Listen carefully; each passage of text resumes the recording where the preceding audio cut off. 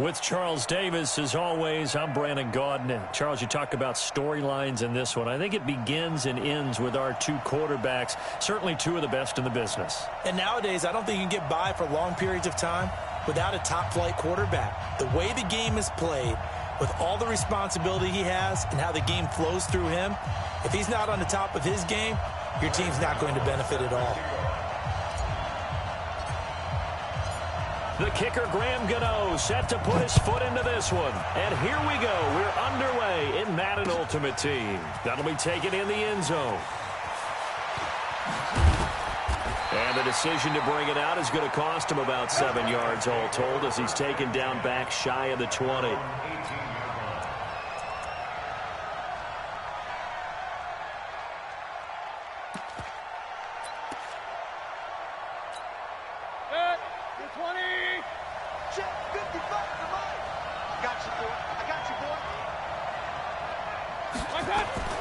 They go play action here on first down.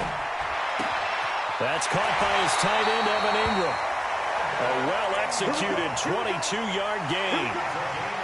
There are so many things to watch for when you play defense. And reading your keys, you always hear about that, and having your eyes in the right place. Sometimes your eyes can fool you. How about that play action there? And it sprang the big guy, didn't it? Able to dump it over the top to him. From up near the 40 now after the big play to start. Here's another 1st and 10. Throwing to start the drive, but that one incomplete. But when you're going up against a talented receiver like that, you just know that they're going to bring more people to him, right? They're going to double cover him every chance they get. I think that is what we're going to see all game long. An early taste of that double, maybe even sometimes triple coverage we might see. Yeah, I think what they're counting on, his talent to sometimes beat that double coverage. So line of scrimmage still the 39 on 2nd and 10. Throwing, Mayfield. Nowhere to escape, and he goes down. Kevin Green. Credit him with a sack, and it goes as a loss of 6. Now, we talk about players blitzing all the time. I often laugh and sometimes call it just straight-ahead pursuit. What a running start right back to the backfield for him. Yeah, it really didn't give anybody a chance. Into double coverage, and it's intercepted. Picked off by Rob Woodson. Certainly not how they envisioned ending their opening drive here in the first quarter. Too many ones in this play. First quarter, first drive, first interception thrown. And that last one, that hurts. An all-pro in 8 of his 9 NFL seasons, it's Jim Brown with it. And inside the 20 before he's brought down. A gain of 10, good for a Steeler first down. And there we see an early burst that makes him one of the leading rushers in the league. Well, I want you to know, I listened to you yesterday when we were watching film. You said write down the word vision for him. It was on display there, wasn't it? It certainly was, because he allows the blocks to set up in front of him. And if that continues, it'll be a long afternoon for those guys trying to play some defense. And they'll get him down right around the 16. T.J. Watt in on the tackle. Good solid gain on first down, about what you'd expect from the big guy carrying the ball. At the 16-yard line. 180.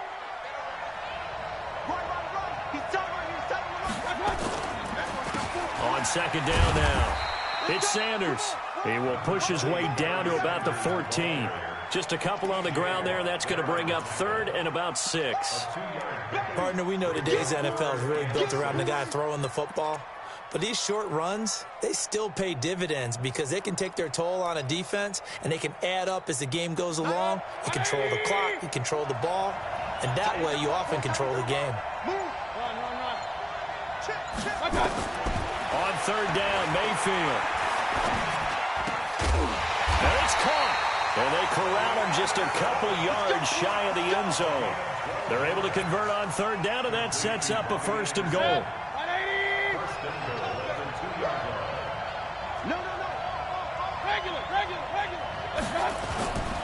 They'll try and run it in with Brown. And he is met in his tracks behind the line of scrimmage. It's a loss of a yard there, and now 2nd down. He has elite instincts from his linebacker spot. He's able to diagnose the run and flies in like a missile to stop that one behind the line of scrimmage. So they're backed up to the 3-yard line, 2nd and goal. They'll give it here to Brown. And the D not yielding much there. He's only going to get a yard to about the 2. 2 straight shots on the ground. Now on 3rd, do you go to the air? I think the possibility exists, and if you're doing it, you're probably going play action since you ran it twice. But I often think that 2nd down is the time you go play action and throw the ball. I say commit to the run and think about it being 4-down territory. And that'll be accepted, of course, and that moves them back 5. A bad time for a full start penalty as they're backed up now for 3rd and goal.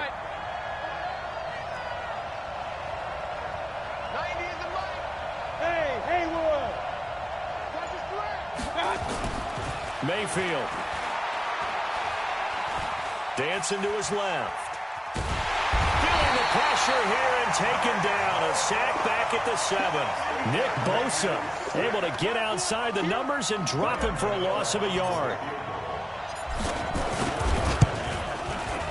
And the 10-year vet knocks it through the goalpost. And the Steelers will jump out to a 3-zip lead.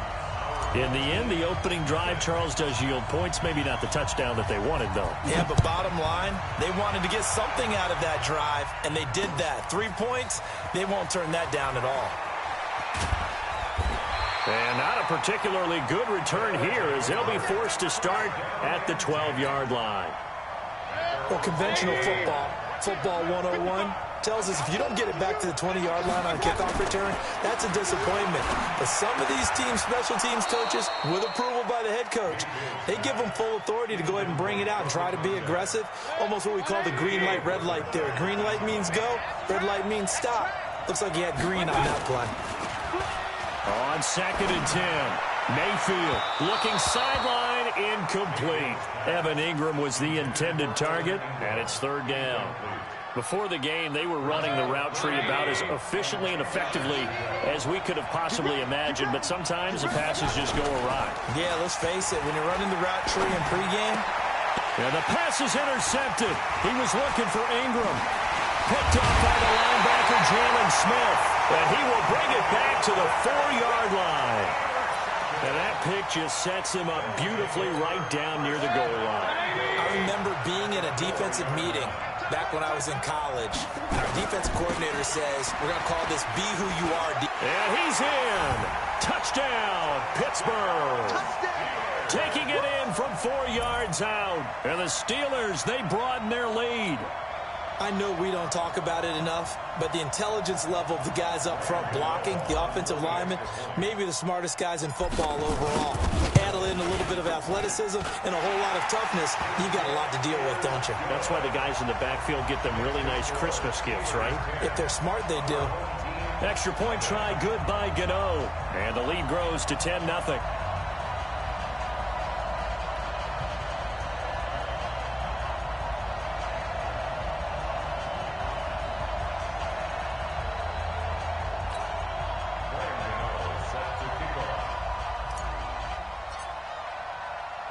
Gano now following the touchdown here to kick it away. Fielded about a yard deep. And he'll probably wish he'd reconsidered here. It will cost him 10 yards as he's down at the 15.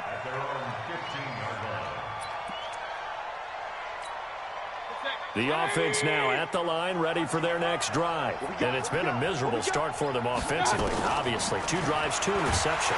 Pressure gets to him, and down he goes. Back at the 4-yard line. Kevin Green able to get in there for his 2nd sack of the afternoon. So now 20 yards to go on 2nd down after the sack. Work to be done. 10-0 to score after 1 on EA Sports.